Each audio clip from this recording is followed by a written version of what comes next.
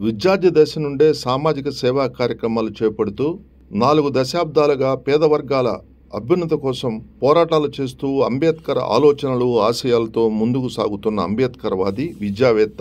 దళిత సంఘాల ఐక్యవేదిక జాతీయ అధ్యక్షుడు చప్పిడి వెంగళరావుకు ప్రపంచవ్యాప్తంగా ప్రసిద్ధిగాంచిన హెచ్ఎస్సి యూనివర్సిటీ నుంచి గౌరవ డాక్టరేట్ పొందారు. హైదరాబాద్లోని HSC national campus auditorium prayer హాల్లో చప్పిడి వెంగళరావుకు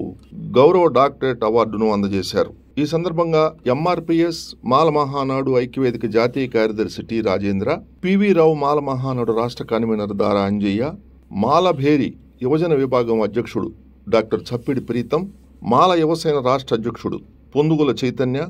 ఎంఆర్పిఎస్ మాజీ అధ్యక్షుడు మరియు డప్పు చర్మకారుల సంఘం రాష్ట్ర అధ్యక్షుడు జండ్రాజుపల్లి ఆంజనేయులు మాదిగ, దళిత హక్కుల సాధన సమితి కన్వీనర్ ముప్పవరపు గోపి,